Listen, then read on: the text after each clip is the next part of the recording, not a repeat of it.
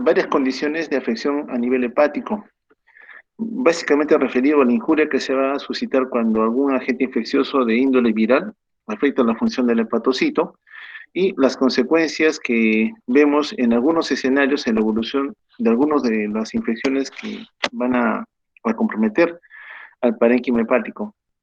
Lógico que no son las únicas, pero son de las más frecuentes que en el mundo aún se siguen reportando en la asociación a aquel paciente que presenta cirrosis hepática. Bueno, en ese escenario entonces rápidamente nos adentramos en el tema, ya definiendo de que existen algunas condiciones que en el ámbito hospitalario o a veces de la consulta nosotros podamos recibir y que tenemos que hacer un correlato en relación a la historia de la enfermedad, a la exposición o en relación a algún factor epidemiológico para definir qué es lo que está ocurriendo. Bien, ejemplifiquemos esto con uno de los otros casos que vamos a ver. Es un paciente varón, 28 años de edad, 5 días de evolución de enfermedad, como un proceso asociado a náuseas, vómito, dolor abdominal difuso, fiebre y dolor muscular. Junto con esto, el paciente presenta pérdida del apetito, niega enfermedades anteriores. Admite haber tenido 12 parejas sexuales, negando el uso de drogas ilícitas, pero ingiere alcohol ocasionalmente, lo que nos dice. Ha estado tomando paracetamol por el cuadro febril, más o menos 30 tabletas por día por 2 días, pero al parecer no ha sido suficiente para controlar las molestias. Bueno, en este escenario entonces tenemos un paciente cuyas condiciones básicas de molestias están asociadas muy probablemente a un problema viral. Muchos pacientes con procesos virales, sea cual sea el tipo o el daño corporal que pueda tener a nivel de la orofaringe, de la mucosa intestinal, el medio urinario, pulmonar, sistema nervioso central, vienen con cuadros de náuseas, vómitos, dolor abdominal, fiebre y dolor muscular. Son hallazgos que no son propios de alguna enfermedad en particular, pero que vemos muy frecuentemente asociado a la infección viral. Bueno, ¿qué más rescatamos? Es un paciente que es promiscuo, ¿no? Sexualmente hablando, 12 parejas sexuales. No usa drogas ilícitas, pero da un dato más o menos importante cuando uno busca encontrar la causa del problema en relación a la ingesta de bebidas alcohólicas. Nos dicen que ingiere alcohol ocasionalmente. Bueno, junto con esto, es un dato también rescatable el hecho de que este paciente ha ingerido por 2 días seguidos 30 tabletas de paracetamol, ¿ya? Entonces, es una cantidad extremadamente alta de medicación que ciertamente para la cantidad y dosificación que se automedica estaría muy asociado a la posibilidad de ocasionar alguna injuria por droga, ¿no? Cuando uno consume altas dosis de paracetamol, ciertamente uno de los órganos que va a afectarse inicialmente va a estar relacionado a la función del hepatocito, es decir, al hígado mismo. Entonces, para esta cantidad de medicación, las tabletas son de 500 miligramos, estamos hablando de 15 gramos de paracetamol por 2 días seguidos, sinceramente es una cantidad exageradamente alta. Entonces, el riesgo de que pueda ser un compromiso agudo en relación a la función hepática está ciertamente en alto riesgo por la exposición. Bueno, ¿qué nos dicen aquí?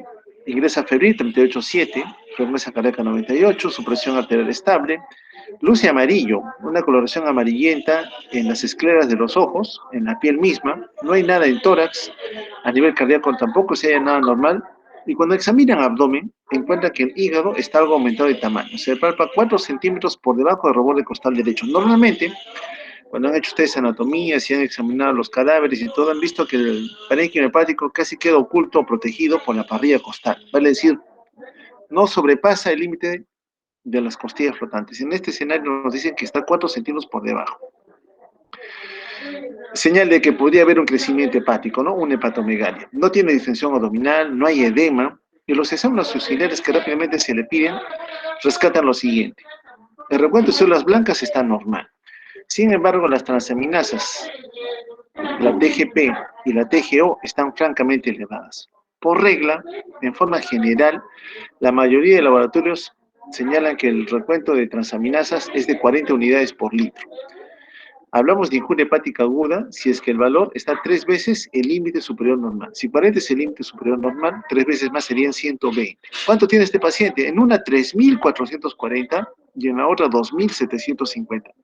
Claras señales de que este hígado está siendo agredido por alguna condición. Este paciente ya sobrepasó largamente el valor límite para considerar que estamos con una injuria hepática. Las bilirrubinas hasta 1,2 miligramos por decilitro, lo normal tiene 24 miligramos por decilitro a predominio directo. 18 miligramos por decilitro son de bilirrubina directa.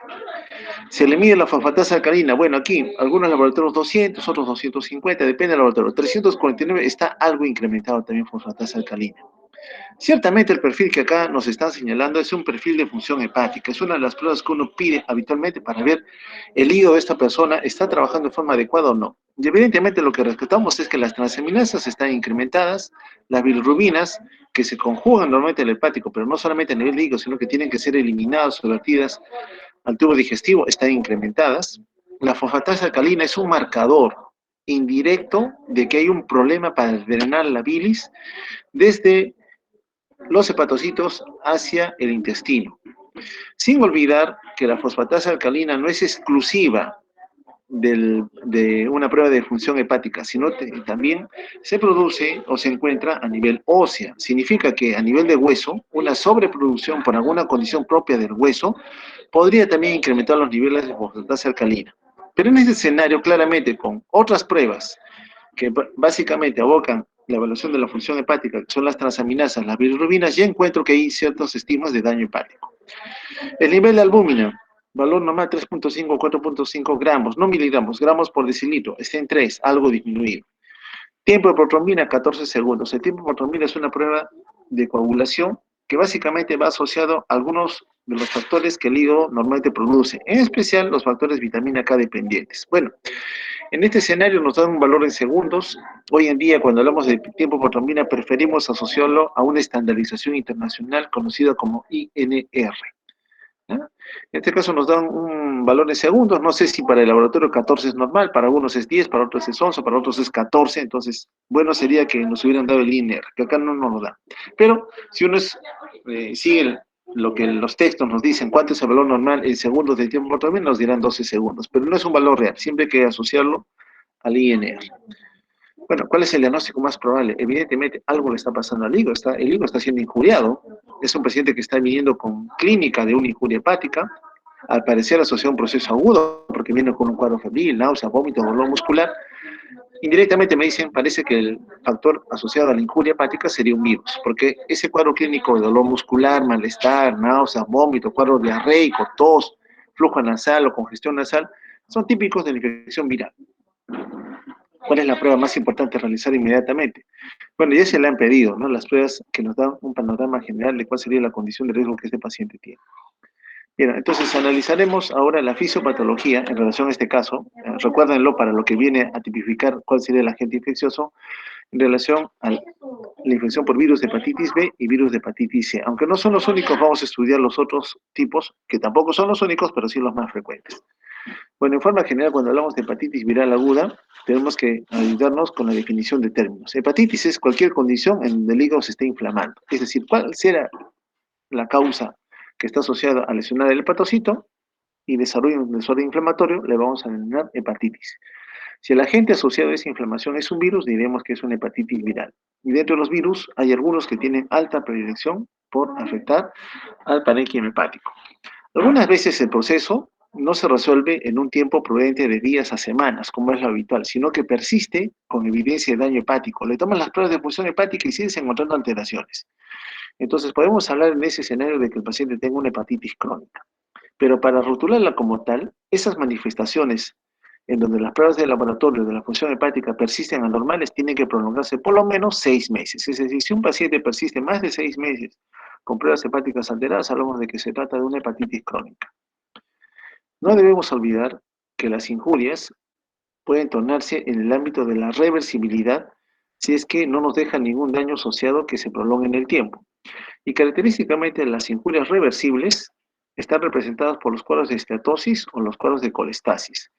Esteatosis muy asociada también al escenario del hígado graso, que puede ir de la mano con exposición al alcohol o no expuesta al alcohol. Son los NASH, que ustedes van a ver cuando hagan clínica en medicina asociada a la gastroenterología, van a ver los cuadros de NASH, hepatitis muy alcohólica, por ejemplo, o la que sí se asocia al alcohol. ¿Por qué preocupan estas? Porque siendo reversibles al inicio, la esteatosis puede evolucionar también a la cirrosis. Hoy en el mundo, los cuadros de cirrosis hepática están asociados a 3 condiciones. En primer lugar, las infecciones virales, las que nos reúnen hoy día. En segundo lugar, el paciente con exposición al alcohol. Por eso le preguntaron al paciente si había exposición al alcohol o no. Y en tercer lugar, los pacientes con esteatosis hepática. Entonces, los tres factores están asociados a que el paciente pueda desarrollar cirrosis hepática. El otro componente que también va asociado a ello es la colestasis. Colestasis, en otras palabras, para nosotros significa algún tipo de interrupción en el drenaje biliar, desde el hígado hacia el intestino, algo que esté obstruyendo, limitando la capacidad de vaciarle contenido biliar al intestino. A eso le llamamos nosotros colestasis.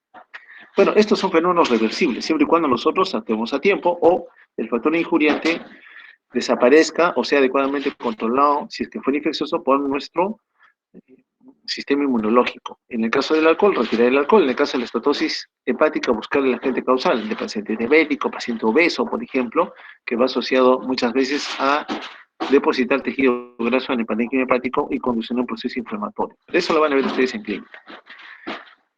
Hay otras condiciones en donde ciertamente el daño hepático no se va a poder recuperar, son condiciones irreversibles, y estas van asociadas a dos procesos que los hemos analizado en fisiopatología celular, aquellos asociados a necrosis y otros asociados a apoptosis. Bueno, en relación a la hepatitis viral, es un proceso que es necrótico y es inflamatorio. En el mundo existen varios tipos de virus que afectan al parénquima hepático, pero característicamente vamos a rescatar a 5 que son relevantes en causar un daño a nivel del hígado. Son los virus de la hepatitis A, B, C, D y E. Cada uno de estos, a veces en grupos, van a tener algunas características asociadas a ellos. En el caso de virus hepatitis A y E, producen cuadros agudos muy molestos, muy incómodos, muy sintomáticos para el paciente, pero que en el tiempo van a llevar a que la mayoría, de veces más del 99% de pacientes, se van a recuperar sin ninguna secuela. Van a ir bien, en otras palabras. En relación al parénquima hepático, bueno, por histología sabemos que hay un desarrollo histológico en lobulillos hepáticos, en donde se rescatan algunos componentes vasculares que tienen relación con ellos. Estas son las cadenas de hepatocitos con normalidad. Aquí vemos el lecho vascular, del cual depende el flujo de sangre que le llega al hígado, recordando que el territorio venoso porta ofrece 70% de toda la sangre que ingresa al hígado, 30% sobre todo por la arteria hepática. Del trabajo que desarrollan estos hepatocitos, buena parte va a regresar al torrente sanguíneo, otra parte se va a ir con la porción biliar que normalmente este produce. Bueno, se ve que estos hepatocitos están íntimamente relacionados con un lecho vascular que tiene algunas particularidades asociadas, dentro de las cuales es un endotelio fenestrado, son capilares fenestrados, es decir, todo el componente sanguíneo, que en su mayoría viene por la porta y que está asociado a la absorción de muchos nutrientes que nosotros ingerimos, van a ingresar por el lecho vascular porta. Entonces, directamente por este capilar fenestrado, lo que van a favorecer es el que pueda justamente llevar a que los alimentos que nosotros hemos ingerido rápidamente tengan contacto con los hepatocitos, y estos hepatocitos, teniendo contacto con esos alimentos, los puedan procesar, uno para almacenarlos, otro para redistribuirlos a toda la economía. Saber que estos hepatocitos están cargados de organelas, principalmente de mitocondrias, retículo endoplásmico, Golgi, porque el trabajo que van a desarrollar, sobre todo de fabricación o de almacenamiento, están relacionados a estas organelas. Bueno, no son los únicos actores celulares que encontramos aquí. Encontramos a otros componentes importantes, células del sistema inmune, como son las células de Kupffer, que no son las únicas tampoco. Las células endoteliales con un endotelio fenestrado, como lo hemos desarrollado anteriormente, y un artista que es predominante en la generación de la cirrosis. Cuando nosotros hablamos de cirrosis de aquí en adelante, vamos a referirnos básicamente a que hay un depósito anormal de tejido fibrótico en el parénquima hepático. Bueno, una célula, uno de los actores celulares que está justamente inmerso en el parénquima hepático, se denomina como célula estrellada. Esta célula estrellada es la que estaría ciertamente relacionada a la generación de que un paciente en algún momento nos haga cirrosis hepática. Lo que tenemos que ver es cómo esta célula estrellada se ha activado o ha desarrollado mecanismos de amplificación de una señal que cause daño a este hepatocito que lógicamente es el principal residente del parénquima hepático. Bueno, los hepatocitos nuevamente, acá está el lecho vascular, que son unos capilares especiales, fenestrados, varios orificios aquí, y significa que el contenido del lecho vascular, principalmente de la punta, rápidamente va a llegar a tener contacto con los hepatocitos. Aquí vemos el endotelio fenestrado, son sinusoides, es un endotelio sinusoidal en todo caso, y aquí ya vemos a los componentes celulares que señalamos, ¿no? Más lo relacionamos a las células de Kupffer, que son macrófagos especializados, también vemos células dendríticas, son las presentadoras de antígenos, también vemos linfocitos T, natural killer, o las NKT, parte de la inmunidad innata, que lógicamente se suman a las anteriores células con el fin de establecer un mejor nexo de control de algún proceso de agresión que pueda venir de algún lugar fuera de nuestra economía. Recuerden ustedes que muchos de los alimentos que nosotros consumimos, junto con la flora intestinal misma, tienen la posibilidad de poder alcanzar el torrente sanguíneo. Entonces, ni bien estos están ingresando, lógico es que es el hecho vascular, principalmente de la porta, tiene que tener un contingente celular del sistema inmune abocado a controlar el ingreso de esos componentes infecciosos. Bueno, ¿qué rescatamos del ácido hepático? Hemos visto que la histología más o menos lo distribuye en un conjunto de lobulillos hepáticos, pero rescatamos algunas particularidades. Una vena centrolobulillar en los extremos representado por los espacios porta, donde encontramos una rama de la arteria hepática, otra de la porta misma y otra de los canalículos biliares. Bueno, saber que estos están en íntimo contacto con las cadenas de hepatocitos, pero con algunas otras particularidades asociadas. Pareciera que todo el drenaje va a concentrarse finalmente en la vena centrolobulillar, cuestión que ciertamente no es así. Miren ustedes, desde los espacios porta encontramos una rama de la arteria hepática, de la vena porta y del conducto biliar. Bueno, saber que el flujo de sangre, el que nutre a los hepatocitos no es la vena, el que nutre a los hepatocitos es la arteria.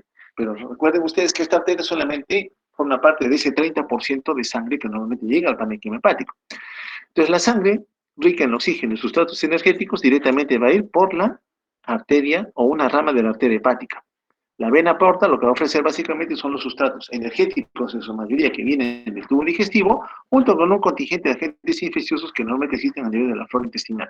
Para ello, felizmente, tenemos un sistema inmune abocado a poder controlar la translocación o ingreso al torrente sanguíneo de todo lo que el intestino ha ofertado en algún momento. Bueno, ¿por qué es importante ver la oferta de sangre que normalmente le llega a los hepatocitos?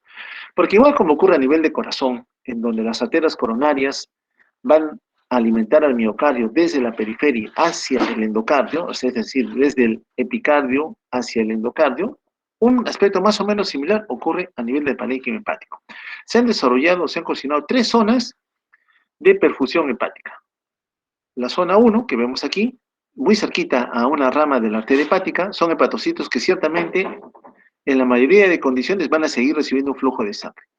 La zona 2, un poco más lejana a la rama de la arteria hepática, lógicamente en situación de estrés, en situación de hipoperfusión, estos hepatocitos van a comenzar a estar algo más agredidos por una caída en el flujo de sangre. Y la zona 3, mucho más lejos de esta rama de la arteria hepática, más cerca de la vena centrolobulillar, lógicamente tienen mayor riesgo en los escenarios en donde cae la presión de perfusión, en donde van a ser hepatocitos más vulnerables, más expuestos, menos tolerantes a la poca oferta de oxígeno y sustratos energéticos, ¿no? Entonces la zona 1, casi siempre segura, es como que fuera el subepicardio, cuando hablamos de las ramas de las coronarias. La zona 2, algo más lejos, pero todavía recibiendo un flujo de sangre adecuado. Y la zona 3, mucho más lejos de la rama de la arteria hepática, sería el endocardio para nosotros en corazón.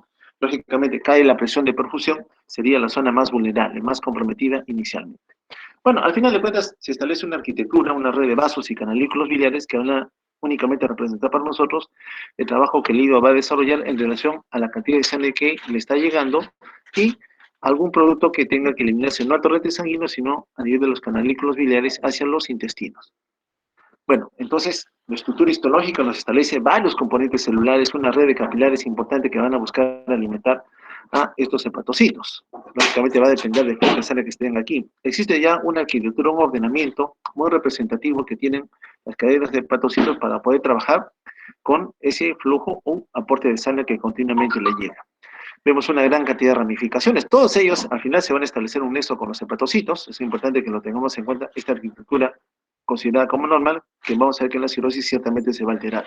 Y lo que corresponde al componente vascular arterial, ¿no? La mayoría representan ramas de la vena porta, 70%, lógicamente. Una menor cantidad, 30%, representa el lecho vascular, rama de la arteria hepática. Bueno, la porta entonces, ¿qué es determinante en la cantidad de sangre que ingresa al hígado? ¿De dónde nace? Tres afluentes característicos le reconocemos a la porta. Una es la rama de la vena esplérica, la otra es la mesentérica inferior y la tercera rama es la mesentérica superior. Las tres dan origen a la vena porta. Significa que cualquier condición que afecte el ingreso de este afluente de sangre desde estos tres territorios, lógicamente llevará a un estancamiento o acumulación de sangre en este lecho. Y si el limitante fuera mucho mayor, lógicamente tendría que buscarse algunos otros circuitos para poder llevar a que la sangre tenga que regresar a las cavidades derechas. Recuerden ustedes que todo el circuito venoso, a final de cuentas, termina en las cavidades derechas. Sabemos en forma natural que a través de la vena porta, la sangre ingresa en su gran mayoría al parénquima hepático, y luego del parénquima hepático pasa a través de las venas hepáticas a la vena cava inferior, finalizando a nivel de la aurícula derecha para su posterior manejo hacia la circulación sistémica, luego que pase por el pulmón. Recordar que el parénquima hepático tiene doble inervación, simpática y parasimpática. Recuerden que es un órgano de almacenamiento, de fabricación de diferentes sustancias que la economía necesita, entonces está bajo el influjo u ordenamiento del sistema nervioso autónomo. Y como tal, lógicamente tiene que tener un gran arsenal de organelas y de proteínas intracelulares que le permitan hacer esa labor. Son muchas las funciones que los hepatocitos van a desarrollar, no solamente de almacenamiento, no solamente de fabricación, sino también de depuración o de contención de muchas sustancias que el organismo consume o produce y que el hígado tiene que encargarse de biotransformar. Responde a nivel de la membrana a muchos primeros mensajeros que se producen a nivel hormonal o neurohumoral, todos los cuales van a hacer que el trabajo celular a nivel hepático pueda cambiar según la necesidad que se tenga en algún momento. Reiteramos otra vez, mucho del afluente que va a ingresar al parénquima hepático está cargado no solamente de nutrientes, sino también de agentes infecciosos, que pueden ser bacterias, virus, ¿ya? O algunos genes particulares que ciertamente si lograran acceder a la economía serían muy lesivos si es que el hígado no tuviera ese contingente de células inmunes que pudieran contener su reproducción. En relación a la labor que habitualmente desarrolla el hígado, son muchas las tareas que este está haciendo en cada momento de nuestra vida. Muchas de ellas están representados por la necesidad de tener que depurar o limpiar o detoxificar la sangre de algunas sustancias tóxicas para la economía, gracias a sus sistemas de biotransformación, que en parte se han analizado en farmacología.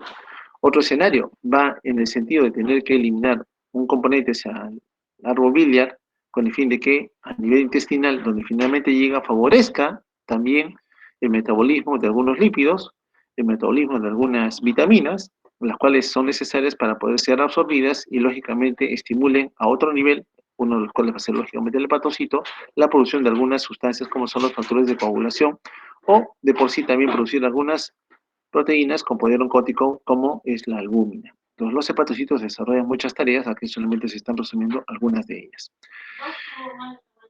Para cerrar el concepto de colestasis, cualquier proceso en donde se limite el drenaje biliar, en este caso una obstrucción por una tumoración intracanalicular, un colangiocarcinoma, por ejemplo, el hígado sigue eliminando sus productos a través de la bilis, pero como no puede salir porque hay una obstrucción, evidentemente va a haber un reflujo, un retorno del contenido biliar hacia los hepatocitos y luego hacia la economía. Entonces, ¿qué vamos a ver en este paciente que tiene un desorden obstructivo? Que hay un regreso de los productos biliares, sales biliares, en este caso bilirrubinas, hacia el torrente sanguíneo.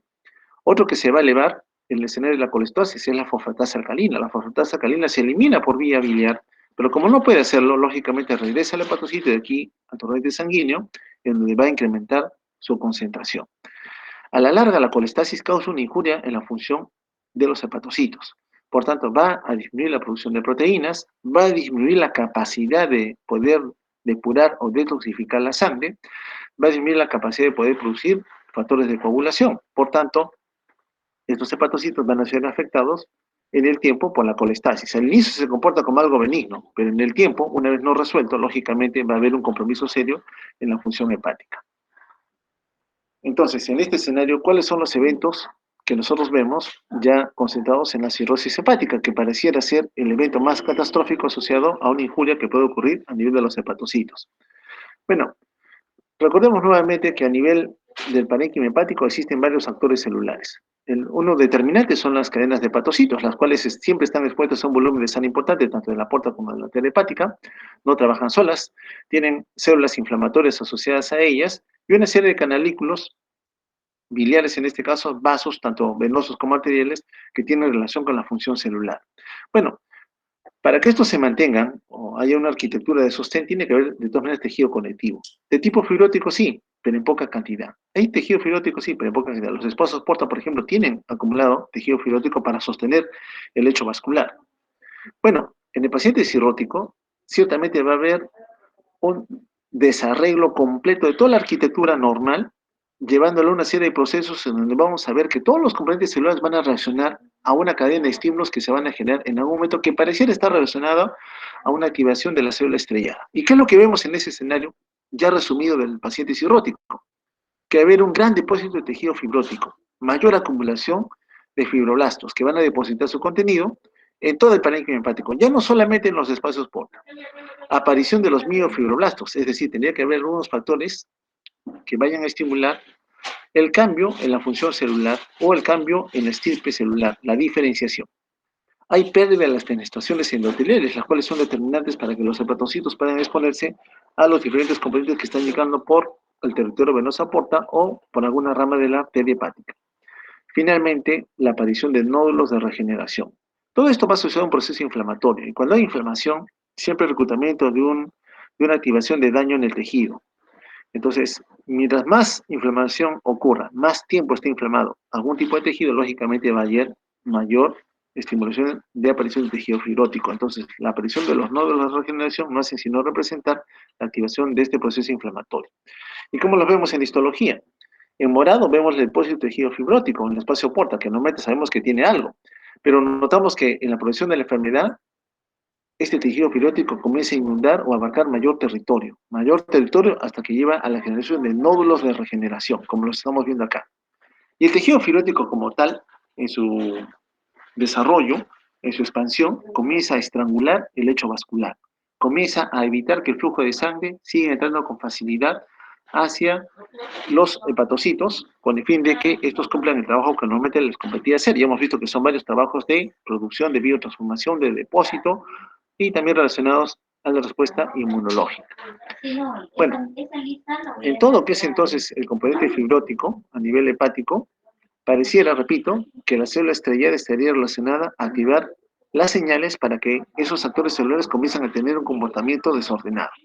Entonces habría primero que nada una proliferación de las células estrelladas. ¿Y qué es lo que se va a inducir finalmente una vez que ocurra una injuria? Porque pareciera que quien activa la célula estrellada es un fenómeno injuriante, sea cual sea el tipo, tóxico como el alcohol, metabólico como la grasa o asociado a la ingesta exagerada de carbohidratos, el paciente diabético, el paciente con síndrome metabólico o el paciente con una injuria infecciosa como son las hepatitis virales. Bueno, la célula estrellada, una vez activada por este desorden injuriante, comienza a proliferar gracias a la producción de factores de crecimiento para ella misma y también comienza a modificar el comportamiento de las células vecinas. Por ejemplo, aumenta la producción de endotelina 1, un potente vasoconstrictor. Y para eso va a hacer que se modifiquen algunos de los componentes celulares asociados a ella ya convertidas, ya no como célula estrellada, sino como fibroblasto o miofibroblasto, estimulando la contracción.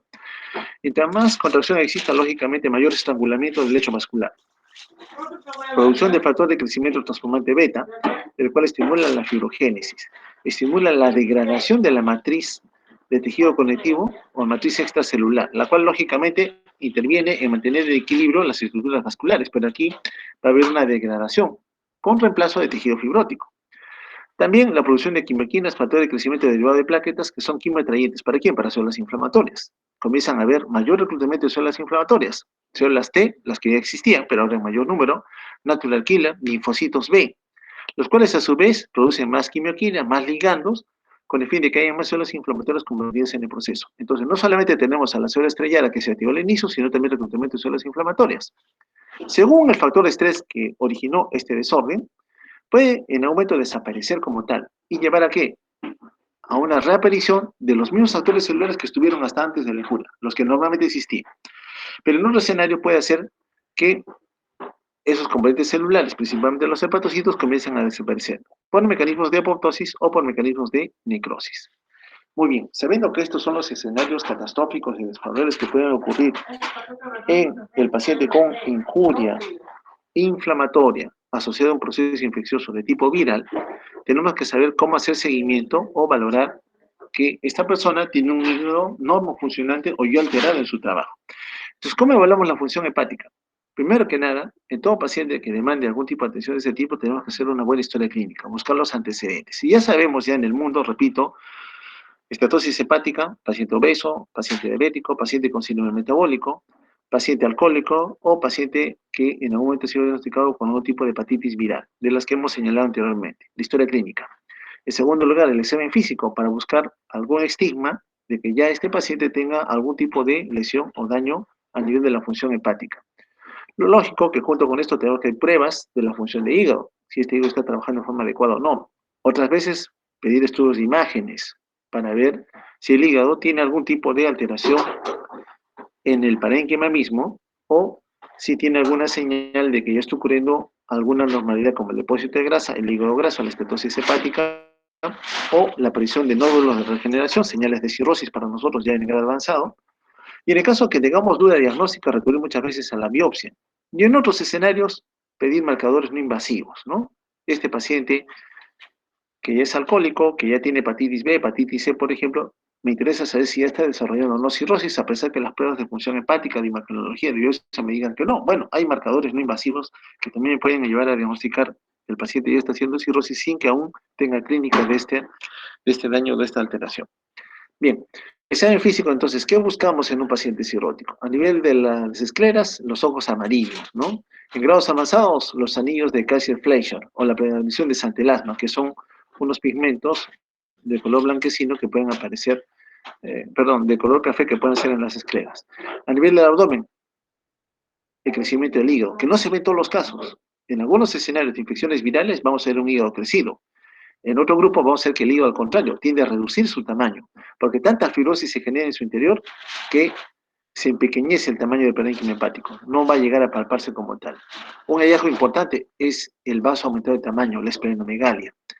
Como hay un lecho vascular que no puede ingresar adecuadamente al hígado porque se están, lógicamente, llevando a la aparición de nódulos de regeneración, es común encontrar que las venas son visibles en la pared del abdomen. Algunas veces en grado bastante severo, avanzado, conocido como cabeza de medusa, caput de medusa, las venas dilatadas a nivel de los flancos, por ejemplo, vamos a ver trayectos venosos bastante evidentes. En otro escenario, la aparición de ascitis o acumulación de líquido en el abdomen. A nivel de las manos, la aparición de un eritema palmar, la contractura de Puytren es otro hallazgo característico. A nivel de los genitales, en los varones, sobre todo, la atrofia testicular. A nivel de las piernas puede haber aparición de edema, pérdida de vello. En las manos, la aparición de claving, esas uñas en dedo, palillo y tambor. Es decir, si uno viera los dedos de nuestras manos, veríamos que la parte distal donde están las uñas estaría algo más abombada, como un palillo de tambor. Leuconiquia, asterisis, un temblor bastante característico que aparece a nivel de las manos, eso lo van a ver en semiología. A nivel de la piel también puede tornarse un color amarillento. Huellas de rascado, heridas, escoriaciones, porque esos pigmentos biliares que no se están eliminando por la bilis, porque hay una condición de mal trabajo hepático, se acumulan en la sangre, debajo de la piel específicamente, y dan bastante prurito, ¿no? Huellas de rascado.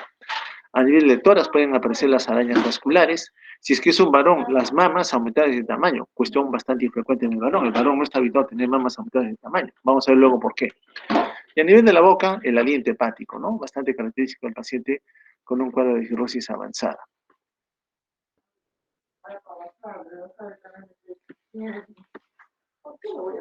Bien, entonces, en nuestro paciente en quien sospechamos que puede tener una erosión hepática, las escleras de un color amarillo, las arañas vasculares, un punto central de donde emanan varias ramificaciones. Si usted aprieta la parte media, inmediatamente desaparecen todos los vasos, lo van a ver en semiología. Acá, por ejemplo, están pulsando, están comprimiendo nada más la parte media y todos desaparecen. ¿Ya? El pector hepático o aliento hepático, palpamos en el varón una mama aumentada de tamaño. Estos son los dedos en palillo de tambor, la parte distal está abombada. Y el eritema palmar, ¿no? Bastante rojas las palmas de las manos. Hepatomegalia, no en todos los pacientes, repito, la mayoría de veces vamos a encontrar hígado pequeño. En algún grupo vamos a ver en quiénes encontramos hígado grande. El vaso sí, indefectiblemente, si se desarrolla un síndrome de hipertensión portal, lo vamos a encontrar al lado. La aparición de prurito o escozor, ascitis, líquido en el abdomen. El edema o acumulación de agua, generalmente en miembros inferiores. Las venas, acá vemos desde el ombligo, venas bastante tortuosas que nacen desde el ombligo y se proyectan en forma periférica. El caput de medusa conocido, testículos de un pequeño tamaño, la orina de un color oscuro, producto de la acumulación de bilirrubinas en la sangre que no se están eliminando hacia el intestino. Lógicamente se tienen que eliminar por la orina. Y las heces que flotan en el agua, una señal también de que no está habiendo suficiente cantidad de pigmentos biliares que me permitan absorber las grasas. Bueno, entonces, Estos hepatocitos que cumplen varias tareas, el hígado es un órgano bastante completo, trabaja en forma sincronizada con el tubo digestivo y también con la esfera cardiovascular, es necesario para purificar la sangre, depositar o producir sustancias cuando la economía los necesite, es decir, participa en un pool metabólico, y regula la función inmune, lógicamente, porque es el primer órgano que está expuesto a la gran cantidad de toxinas y productos infecciosos que normalmente vienen desde el tubo digestivo ingresando por la porta. Regula también los mecanismos de respuesta a nivel de tono vascular periférico con el fin de establecer un equilibrio, ¿no? Entonces, esas tareas ciertamente se van a alterar cuando tengamos un paciente en que está afectada la función hepática de forma normal.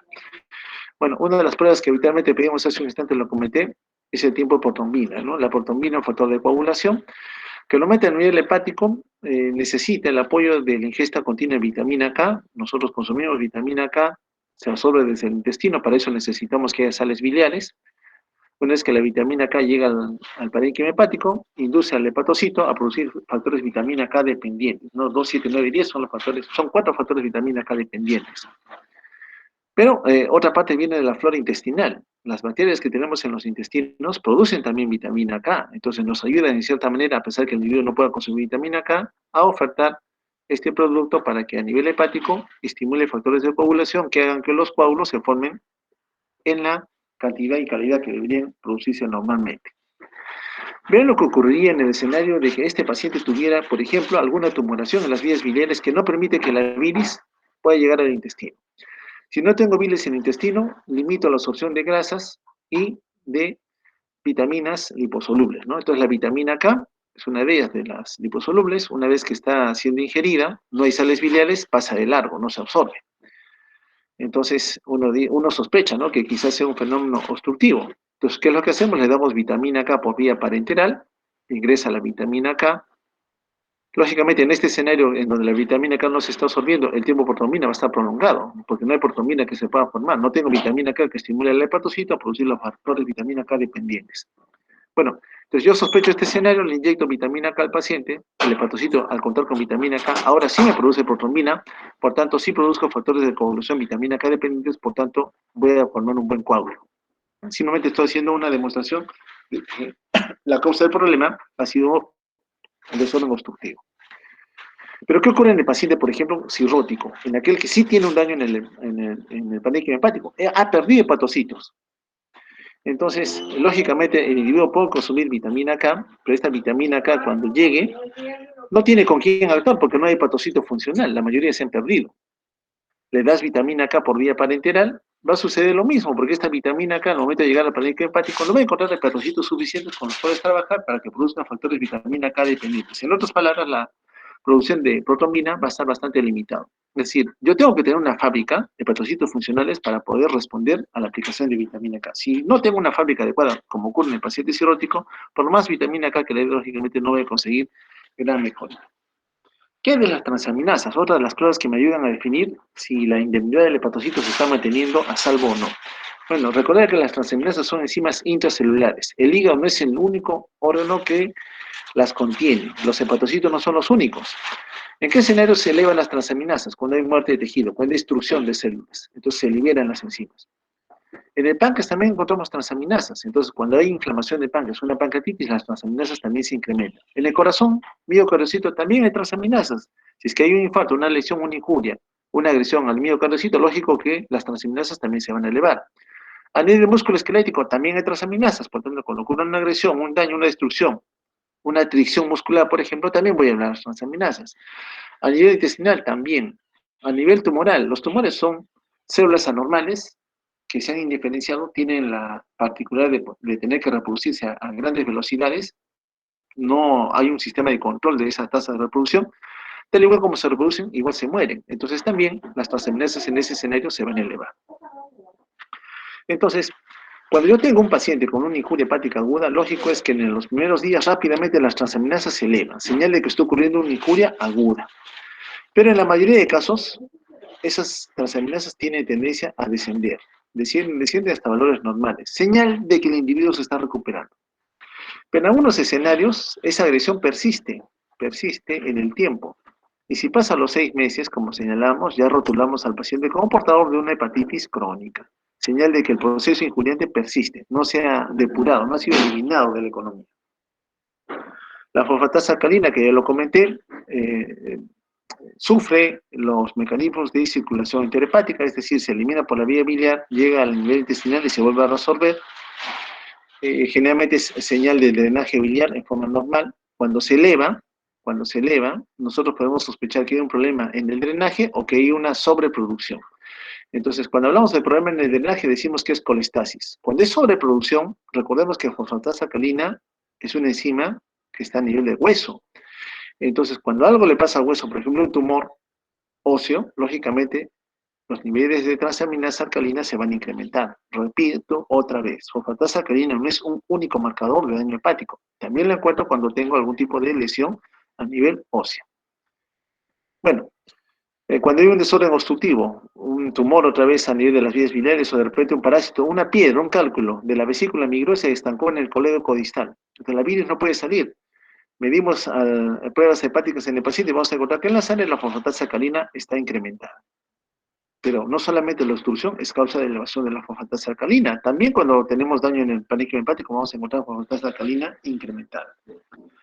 Bueno, entonces, este hígado tiene en realidad varias formas de poder evaluar su condición de normalidad, si es que está trabajando de forma normal o no. Por una parte tenemos la medición de las transaminasas en sangre. Entonces, una elevación de las transaminasas en un escenario agudo me dice efectivamente el hígado está siendo lesionado. Si el escenario agudo ya tuvo mucho tiempo de aparición, han pasado meses, ya más de 6 meses, y sigue apareciendo con esa alteración, yo ya rotulo a ese paciente como portador de una hepatitis crónica, o más de 6 meses. Saber que los desones obstructivos, algo que limite el drenaje biliar, también produce una injuria de tipo colestásico, ¿no? Las obstrucciones producen una injuria de tipo colestásico. Ahora, un hígado que trabaje en forma normal no va a cumplir su trabajo. Una de las labores que tiene es biotransformar productos, ¿no? Uno de ellos son las bilirrubinas, la no conjugada, convertir la bilirrubina conjugada para que luego se drene por la bilis. Entonces, un hígado que esté trabajando en forma normal, lógicamente que va a llevar a que la cantidad de bilirrubinas en sangre se pueda alterar. Muy bien. Entonces, cuando pedimos pruebas de función hepática, estas pueden ser anormales, pero asociadas a diferentes tipos de daño. Uno con directa destrucción del hepatocito, es decir, una injuria o daño hepatocelular. Otra en donde el daño no es por destrucción del hepatocito, es por colestasis. Esa bilis que tenía que salir hacia el intestino no lo está haciendo. Regresa al hepatocito y le injuria. O sea, va a afectar también al hepatocito. No va a ser tan aparatoso, tan llamativo como la injuria directa hepatocelular, pero en el tiempo, los meses, años que transcurran, lógicamente va a ir dañando la función hepática hasta que en sangre notemos algún cambio importante asociado a que ese hígado no está trabajando bien. Y el mixto que asocia tanto daño hepatocelular como de tipo colestásico.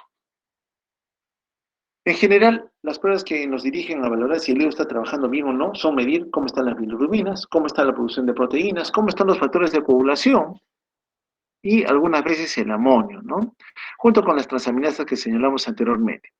Otras veces tenemos que pedir algún estudio de imagen, ¿no? Una tomografía o una resonancia para ver si el parénquima hepático tiene una densidad normal. Normalmente el parénquima hepático es uniforme en su densidad, pero a veces en las señales de daño de tipo esteatóxico, por ejemplo, encontramos que esa uniformidad en el tono gris que habitualmente acompaña a la tomografía se pierde, ¿no?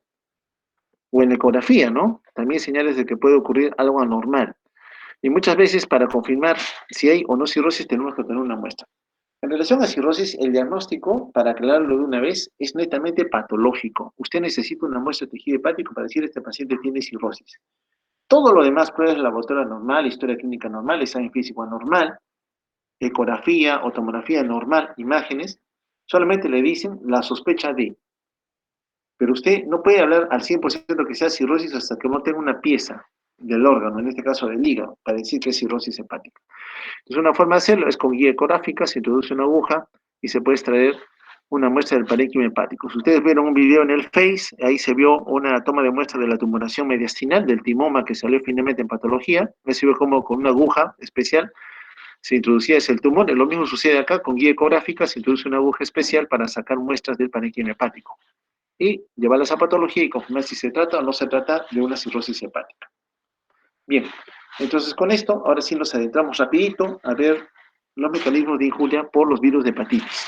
Bueno, 5 son los tipos de virus que señalamos. Producen síndromes indistinguibles, ¿ya? Es decir, son síndromes virales, fiebre, malestar general, dolor muscular, diarrea, tos, rinorrea, etcétera, etcétera. Con algunas particularidades. Es inusual que el paciente con hepatitis C, esta hepatitis C no te da cuadro agudo. Generalmente no da, ese individuo pasa la infección aguda como si nada, como que nunca hubiera tenido ninguna enfermedad.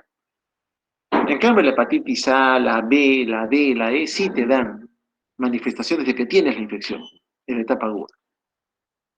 En el pródromo, fiebre, náusea, fatiga, artralgia, mialgia, dolor de cabeza, faringitis, colitis o flujo nasal, sí.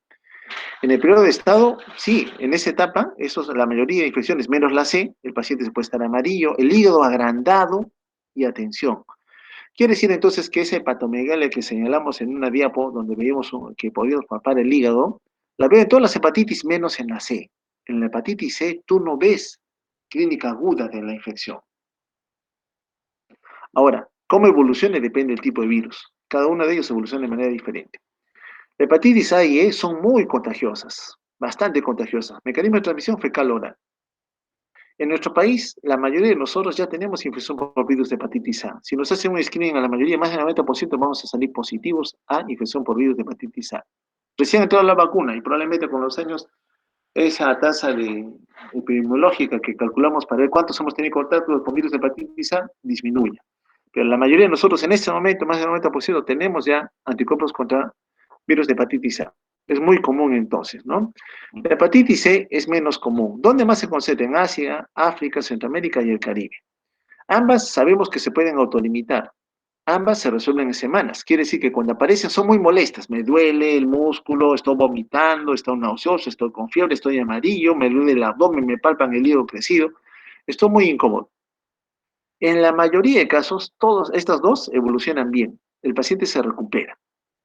Pero un grupo pequeñito de las hepatitis A pueden evolucionar a la falla hepática, que es una condición catastrófica.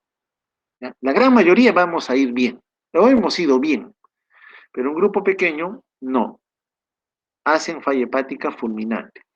La hepatitis C se puede comportar como en relación a la falla hepática fulminante en relación a que afecte a la embarazada. Si una embarazada se afecta a hepatitis C, tiene más riesgo de evolucionar a ese daño, es decir, me da más necrosis. Entonces, la hepatitis A, en su historia natural, en 2 a 6 semanas, rápidamente un cuadro muy sintomático, muy molesto, el paciente se pone amarillo, náusea, vómito, congestión nasal, dolor muscular, dolor abdominal, etcétera, etcétera. Pasan 2, 4, 6, 8 semanas más y el paciente se recupera.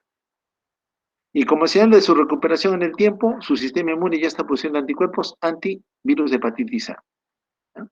Ya lo está produciendo, señal de que ya se ha recuperado. Pero al inicio es muy molesta, muy sintomática. La hepatitis B es la segunda causa más común. Entonces, ¿cuál es la más común? La A. Usualmente se transmite por vía sexual. ¿Recuerdan al paciente que presentamos? ¿Ah? Ese paciente decía, sí, 12 parejas sexuales, si se acuerdan ustedes, ¿no? Transmisión sexual. El resultado depende de la edad a la cual la infección se adquirió. Es decir, cómo evolucione va a depender a qué edad adquiriste la infección. Hay lugares, sobre todo en África subsahariana, en donde la mayoría de la población ya tiene la infección por virus de hepatitis B. Entonces, esas mujeres que se embarazan y tienen hijos, 90% de sus hijos van a desarrollar infección crónica. Es decir, en donde es endémica la infección por virus de hepatitis B, la gran mayoría de los hijos de esas madres van a nacer ya con hepatitis B, pero que tiene una alta tendencia de evolucionar a la cronicidad. En los que se infectan a edades avanzadas, o sea, nosotros los adultos mayores, 95% nos vamos a recuperar sin secuelas, pero hay un 5% que vamos a ir a la hepatitis crónica. Bueno, ¿qué particularidades tiene este virus? De forma esférica, 42 nanómetros, tiene un núcleo core, tiene una cubierta lipoproteica, como lo vemos acá, tiene 2 cadenas de ADN, una negativa, una positiva, y en el núcleo se alberga la información de código genético para producir algunos componentes antigénicos, el antígeno de superficie, el antígeno E, su mismo código genético, la ADN polimerasa. Acá está el genoma del virus de hepatitis B, lo vamos a pasar rapidito. Aquí, ¿cómo ingresa? Ya sabemos que mayoritariamente por dónde, vía sexual. Y en lugares donde hay endemicidad de la madre al hijo. Muy bien. Entonces ingresa el virus, la partícula viral, se desempaqueta, se fusiona con la membrana celular del hospedero, en este caso del hepatocito, ingresa al núcleo. Recuerden que este es un hepatovirus, es un virus ADN. Entonces directamente ese se repara porque una de sus cadenas es incompleta, completa su cadena, hace conjunción con nuestra cadena de código genético y a nivel del citoplasma trabaja con nuestras organelas ribosomas para producir la maquinaria de las cápsides virales, como vemos aquí, para reproducir una mayor cantidad de partículas virales y una vez destruida el hepatocito, porque es destructor de hepatocitos, entonces la injuria hepatocelular libera nuevas partículas virales. Muy bien, sus marcadores que nosotros empleamos para decir este paciente tiene hepatitis B o ha tenido, bueno, en primer lugar el antígeno de superficie se detecta a partir de la cuarta semana de infección, me indica que el paciente está infectado por virus de hepatitis B. Encontrar ADN del virus de hepatitis B le dice hay replicación viral. El virus todavía se está replicando. Recuerda que la mayoría, 95%, no vamos a hacer infección prolongada, va a contener adecuadamente, pero un grupo pequeño, 5%, sí va a ir a la cronicidad. Bueno, cuando tú encuentras código genético significa que el virus todavía se está replicando.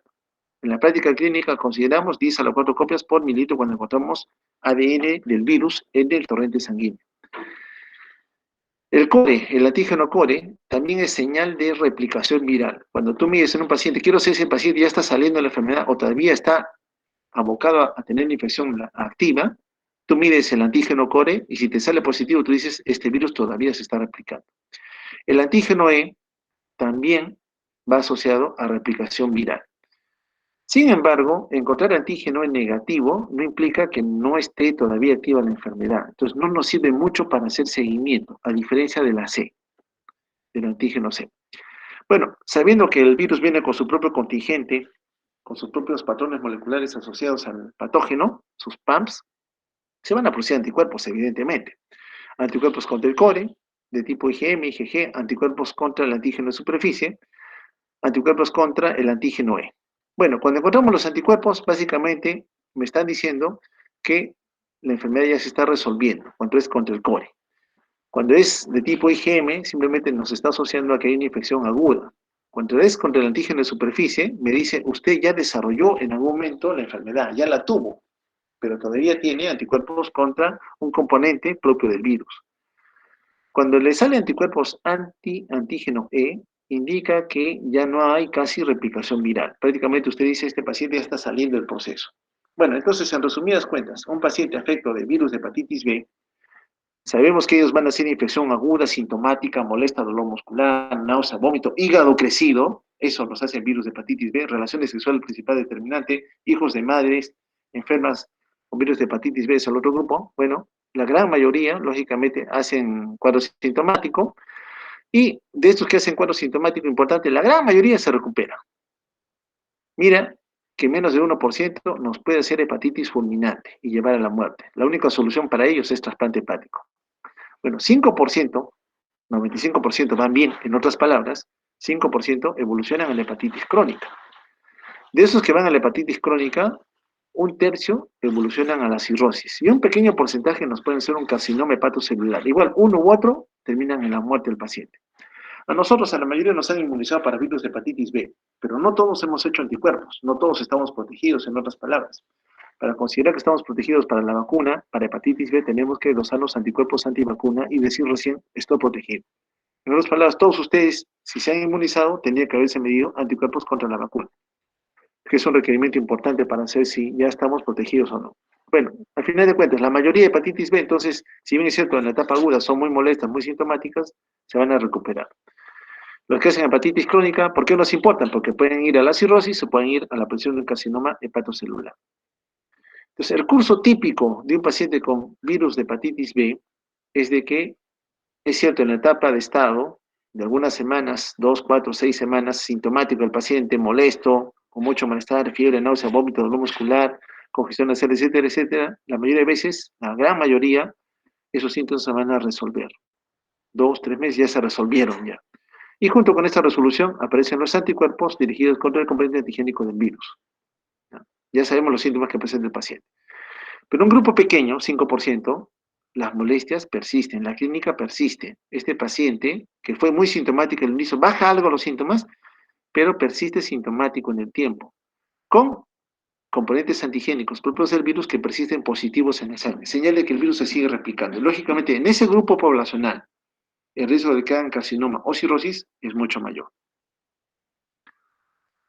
¿Ya? Y en la etapa crónica, lógicamente, hay variaciones, ¿no? Donde el paciente está poco sintomático, muy sintomático, asintomático, otro asintomático, etcétera, etcétera. Entonces, como que el virus un rato agrede al hepatocito, está medio tranquilo y luego vuelve a reactivar su replicación como era hasta antes del proceso y nuevamente se hace sintomático, ¿no? Y en cada escenario inflama, desinflama, inflama, desinflama. Se activó al final cuenta la célula estrellada con todos los procesos que vimos anteriormente, se reclutaron las células inflamatorias y en cada una de ellas, si nosotros valoramos en el tiempo, hay un menoscabo en la función hepática que ya en algún momento dado va a debutar como una cirrosis o un carcinoma hepatocelular. Recordemos que el virus de hepatitis B en sí no es un virus citopático, no es el que directamente viene a destruir, utiliza sí los hepatocitos para poder reproducirse, evidentemente, pero recordemos que nuestro sistema inmune lo reconoce y cuando se reclutan células inflamatorias, es la inmunidad celular la que se ha generado, la que finalmente destruye a los hepatocitos. Aquí tenemos un hepatocito que está infectado, ha sido detectado por una célula presentadora de antígenos que ha trabajado con el linfocito T de la variante CD8, que son citotóxicos, reconocen al hepatocito dañado y esta va directamente a destruir el hepatocito. Este le ha ayudado a la partícula viral a replicarse, lo tiene que destruir. Y destruye a la mayoría de hepatocitos que para nosotros son funcionales. Bueno, las manifestaciones clínicas, evidentemente, mi paciente en periodo de estado, confuso, desorientado, amarillo, febril, malestar general, dolor muscular, hígado crecido. Si sacábamos una biopsia de acá, lógicamente es un gran reclutamiento de células inflamatorias, los maraditos células inflamatorias, los rosaditos son los hepatocitos. El inicio de su paciente muy sintomático, bastante sintomático, hasta que finalmente, pasadas algunas semanas, este paciente se recupera. Pero este paciente te dice que está teniendo la etapa aguda de la enfermedad. Un grupo pequeño, hemos visto que progresa a la fibrosis, ¿no? A la cirrosis hepática, como ya la señalamos también anteriormente. Bueno, eh, las manifestaciones en general que van a ver en semiología que tiene el paciente con daño hepático van asociados a dos efectos. Al daño en la función de hígado que normalmente reconocemos y al desarrollo del síndrome de hipertensión portal. El daño en la función hepática lo valoramos con la insuficiencia del trabajo hepático o con aparición de hiperestrogenismo. Bueno, la insuficiencia hepática hemos visto ya, su paciente amarillo, arañas vasculares, el edema, la atrofia testicular, la atrofia de la eminencia hipotenar, el edema palmar, la circulación colateral, señales de sangrado o de escoriaciones o de rascado que habitualmente lo acompaña, la presencia de ascitis. Tratamos de palpar el hígado, no lo encontramos. ¿Por qué? Porque como ahora hay fibrosis o cirrosis desarrollada, el hígado se ha empequeñecido. Intentamos palpar el vaso y la mayoría de veces sí lo vamos a encontrar. Pero esto va más asociado al síndrome de hipertensión portal. ¿No? Síndrome de hipertensión portal. Mucha de la clínica de síndrome de hipertensión portal va asociado al hiperesplenismo, ¿no? En donde se atrapan elementos formes que ustedes ya lo vieron, hay leucopenia, hay anemia, hay plaquetopenia. La derivación o fuga de la sangre que no puede entrar al parénquima hepático lleva a la aparición de varices esofágicas, varices en el fondo gástrico, ¿ya? Y lógicamente se suma a aumentar la presión hidrostática para que haya mayor cantidad de líquido en el abdomen. Bueno, son hallazgos que actualmente contamos en el paciente ya cirrótico. Y aquí el escenario, ¿no? Los nódulos de regeneración. Recuerden que aquí se ha activado la cascada inflamatoria, hay reemplazo de los residentes habituales celulares por tejido fibrótico, miofibroblastos. Estos miofibroblastos estimulan la contracción y estrangulan. Miren, acá normal entra este territorio de la vena porta, como lo vimos en algunas diapositivas al inicio, se distribuyen por todo el parénquima hepático. Pero una vez que se desarrollan los nódulos de regeneración, intensa vasoconstricción. Ese lecho vascular tiene problemas para entrar al parénquima hepático, por tanto, se contiene y se acumula la sangre en el territorio venoso porta. Y no le queda otra que buscar otros afluentes para poder llegar a la vena cava inferior. Entonces, en ese escenario, este de acá, por ejemplo, es el escenario de una hipertensión portal secundaria a una cirrosis hepática. La hipertensión portal tiene varias causas. No siempre es por daño a nivel del hígado, no siempre se desarrolla por cirrosis hepática. A veces hay trombosis de las venas hepáticas, antes se llamaban suprahepáticas, ahora se llama síndrome de Budd-Chiari, trombosis de las venas hepáticas, la sangre no puede salir de acá, entonces se estanca aquí, también me hace hipertensión portal, pero no es por cirrosis. Otras veces, un paciente con falla cardíaca derecha no permite que el hígado vacíe su contenido a la vena cava inferior, se acumula, se congestiona el parénquima hepático, lógicamente también me puede llevar a la presión de cirrosis, pero de causa cardíaca, por ejemplo. Otras veces, la trombosis o coágulos no son en el hígado, no son en las hepáticas, sino en la misma vena porta. y me trombosa todo el territorio de la esplénica, entonces también me hace síndrome de hipertensión portal. Entonces la hipertensión portal no tiene como única causa la cirrosis hepática, sino hay otras causas más. ¿Qué de la hepatitis C? Bueno, se transmite por vía parenteral. A diferencia de la hepatitis B, que es más sexual, esta es por vía parenteral. Transfusiones de sangre, usuarios de drogas intravenosas. Raro, relaciones sexuales.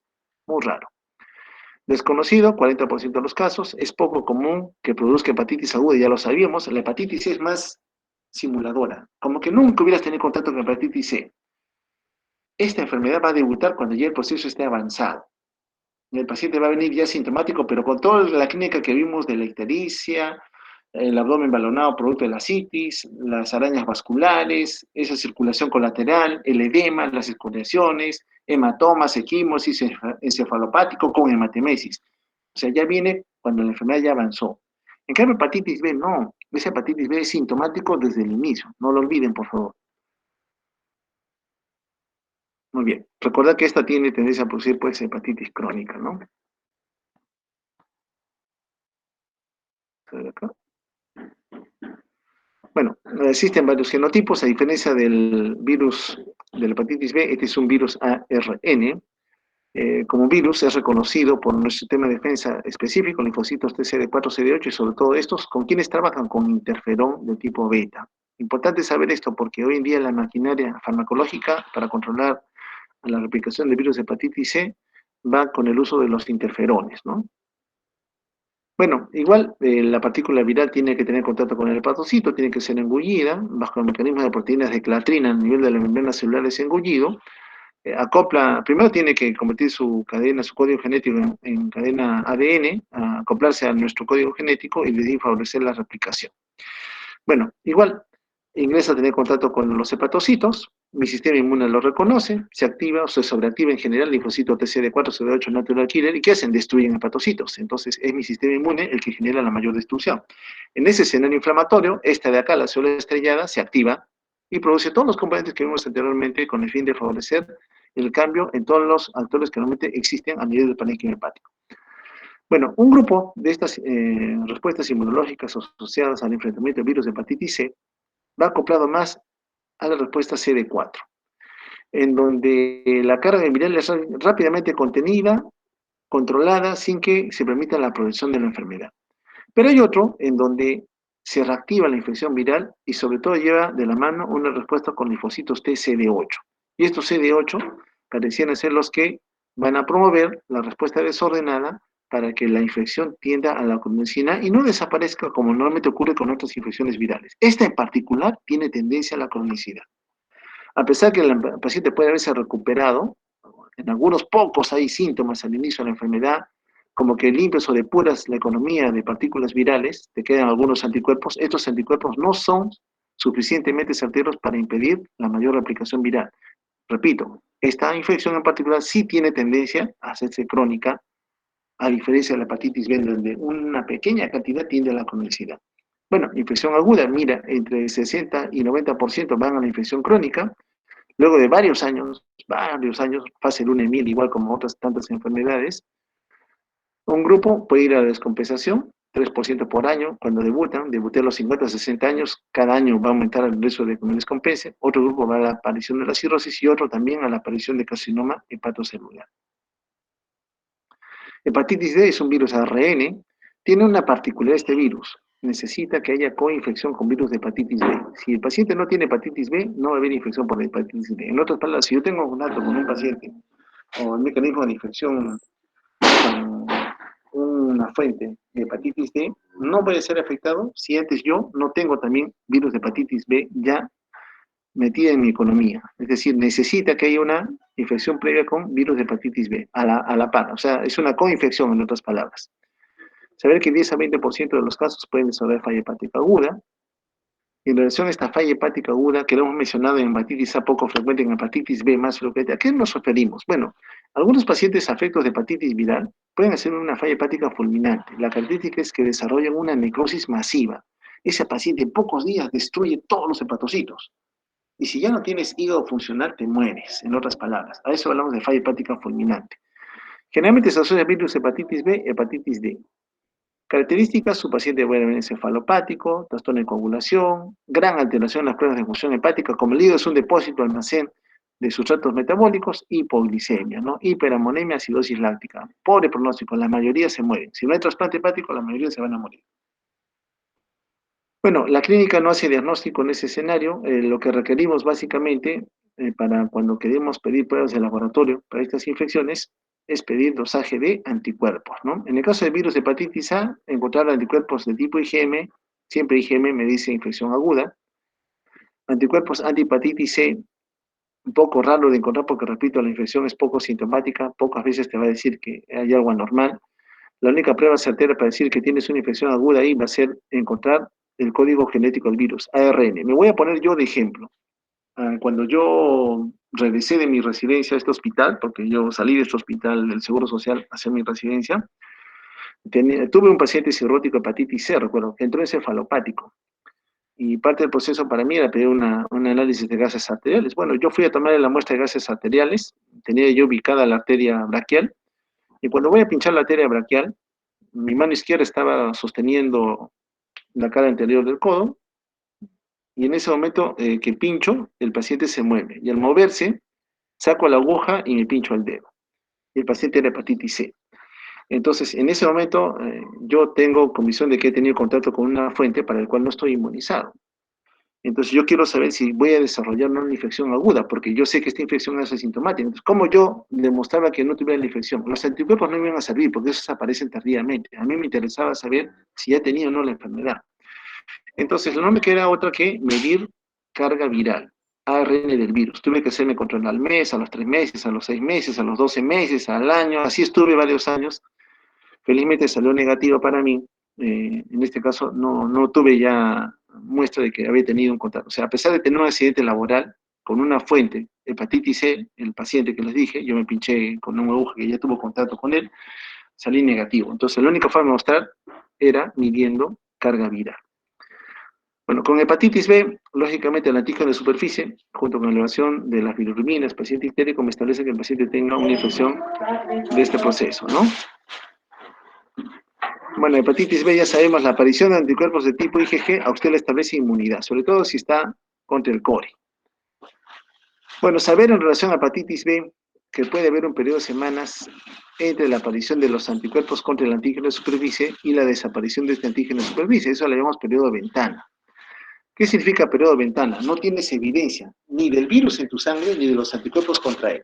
Si yo hoy tengo varias relaciones sexuales y una de mis fuentes era positiva, y me han que bien pasé la infección por ahí, pero no le tomé tanta importancia y me dicen, ve a donar sangre, y yo voy a donar sangre, y en esa sangre van a medir si tengo antígeno de superficie, si tengo anticuerpos, y sale negativo, no quiere decir que esa sangre no tenga el virus, porque puede ser que recién esté empezando el proceso, es decir, sí lo tiene, pero no hay todavía la cantidad suficiente del virus ni producción de anticuerpos que me digan efectivamente tú estás contaminado y no debes donar. Entonces, en un donante de sangre, en otras palabras, mala suerte si yo lo cogí en periodo de ventana, donde todavía no hay muestra de mi respuesta inmunológica. Hablar de infección aguda siempre debe ir de la mano con hallazgo de anticuerpos de tipo IgM, como probablemente ya lo han visto en inmunología. Ya sabemos que el antígeno hay alto nivel de replicación, ya sabemos que la infección puede tendencia a la cronicidad. Bueno, en ese escenario, en la cronicidad de hepatitis crónica, sabemos que las pruebas de función hepática persisten alteradas por más de 6 meses, ¿no? Una pregunta frecuente que se hizo, ¿por qué aparece el líquido en el abdomen? ¿Solamente es presión hidrostática? No, baja poder oncótico, disminuye la inactivación de la hormona antidiurética. Recuerda que el hígado es un depurador, biotransformador, no solamente de sustancias tóxicas, también de productos metabólicos que normalmente producen, también de hormonas, ¿no? También es importante saber eso en relación al hígado. ¿Que hay un aumento de la retención de sodio en el paciente con hepatopatía crónica? Sí. ¿Que hay cambios linfáticos? También. ¿Que hay aumento de la permeabilidad capilar? También. Son causas de que el hígado fugue del hígado, del lecho vascular, hacia el abdomen. Por eso se forma la ascitis. No solamente es aumento de presión hidrostática, como habitualmente se señala. Bueno, como ven los pacientes, el abdomen muy distendido, circulación colateral, tanta agua hay en el abdomen que el ombligo protruye, hacen una herniación, la coloración amarillenta de las hojas. Este es un varón, vean las mamas aumentadas de tamaño. ¿Por qué crecen las mamas? Recuerda que nosotros también producimos hormonas sexuales femeninas. Entonces, muchas de estas hormonas sexuales femeninas no actúan en nosotros los varones porque mi hígado se encarga de biotransformarlas y depurarlas. Pero como ahora tengo un hígado enfermo, esos estrógenos que yo produzco a nivel testicular, a nivel de la corteza adrenal, al no ser biotransformados, circulan en la sangre y a nivel de las mamas estimulan lógicamente el crecimiento de las mismas. Mire este caso, ya sabemos entonces que el primer caso que presentamos era un paciente típico de infección por hepatitis B. Mire este paciente, mujer, 49 años de edad, hace 4 semanas la barriga se le está hinchando.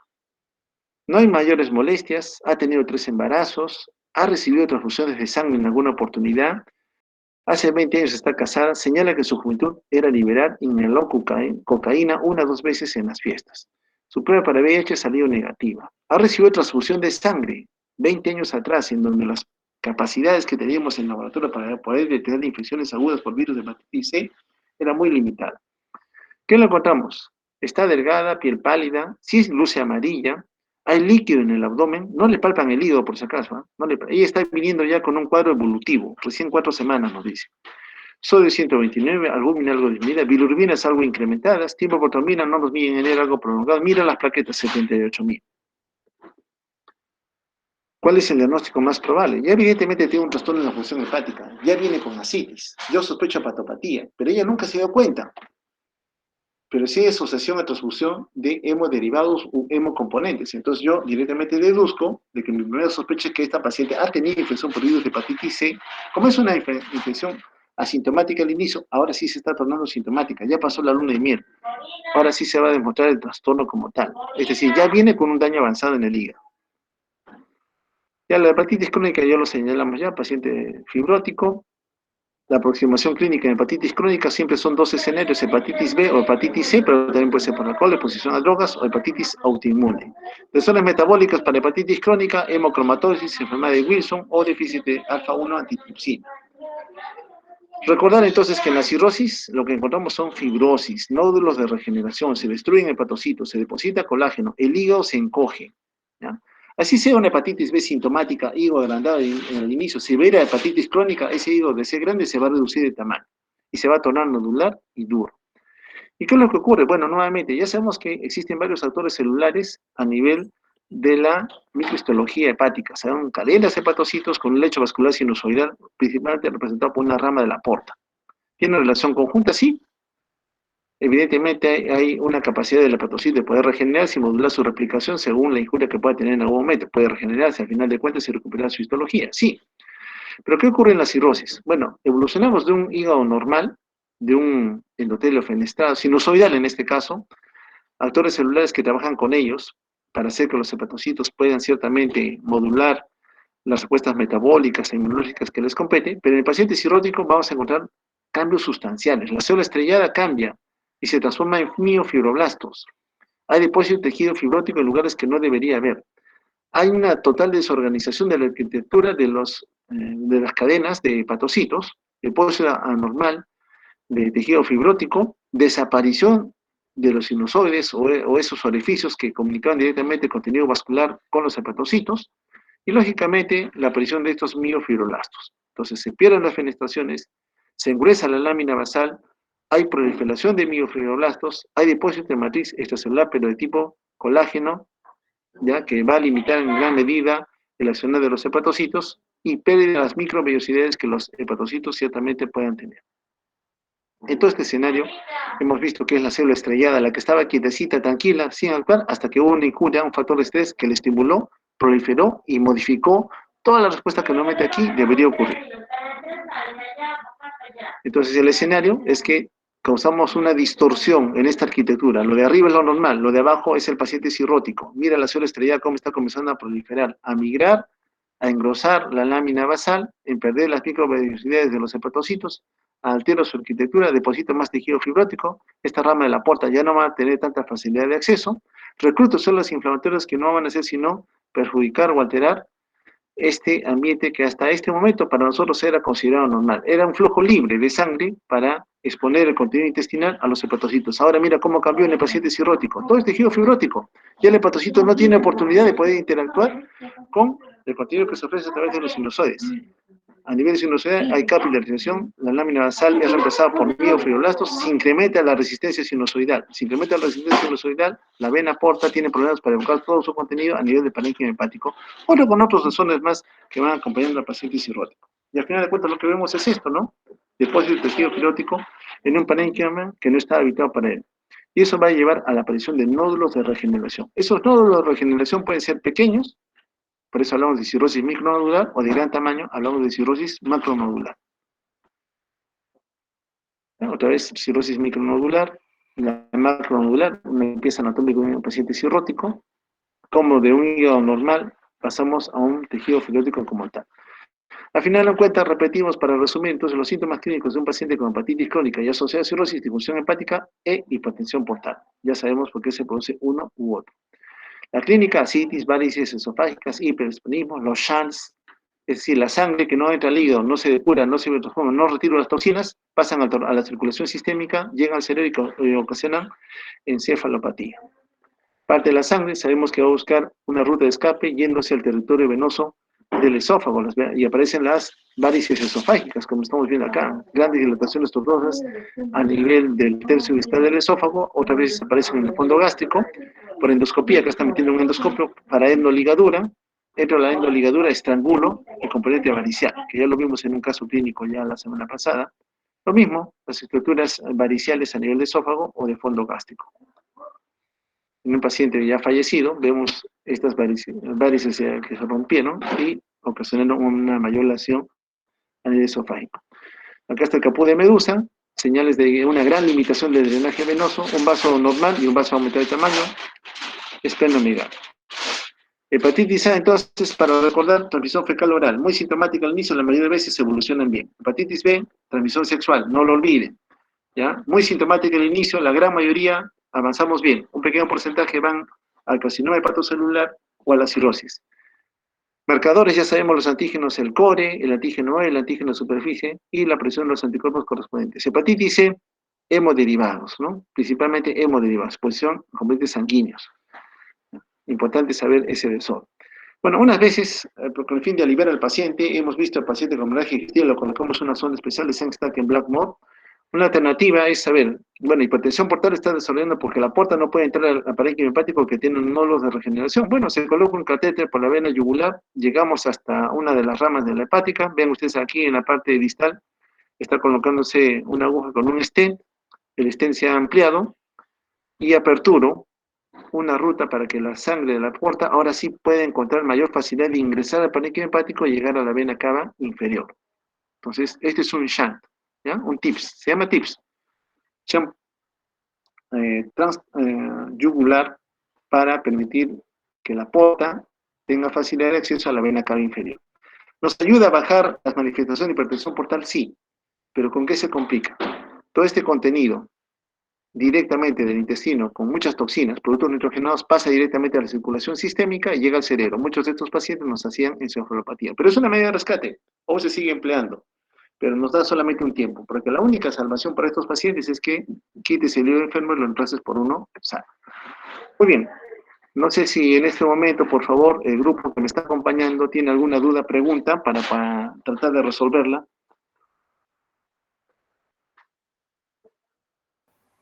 Buenas tardes, doctor. Una consulta.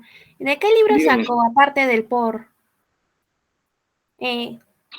la clase? Bueno, en realidad el POR no lo uso mucho. Sí hay algunas gráficas para ser representativo de la clase, han sido algunas del Nether. De enfermedades infecciosas hay un texto muy interesante que es el que les mostré al final, que es el resumen. El Feldman es el que tiene la mayoría de la patología asociada a la cirrosis misma y a las infecciones. El Mandel, infecciones por hepatitis, también está bastante nutrido. De esas 5 principales fuentes. Por trombosis hepática. Si la trombosis es de las Bad-Chiari, no nos da tan rápido un cuadro de sangrado digestivo, no le da tiempo. Recuerda que la dilatación varicial esofágica evoluciona a lo largo de los años, no es una cuestión que surja rápidamente. Lo que sí notamos es que nos hacen ascitis y esplenomegalia, ¿no? Porque la sangre comienza a congestionar primero que nada a todo el territorio porta, de las ramas que la alimentan, mesentéricas y la esplénica, y luego al vaso. No da tiempo aún para que pueda manifestarse a nivel de las venas esofágicas, en ese escenario. ¿Podría pasarnos la PPT, por favor? Esta clase ha sido un poquito rápida. ¿Cómo un poquito rápida, Dios mío? Primero, que la prolongo mucho, que las clases son muy largas. Ahora, un poquito rápida. Nunca se puede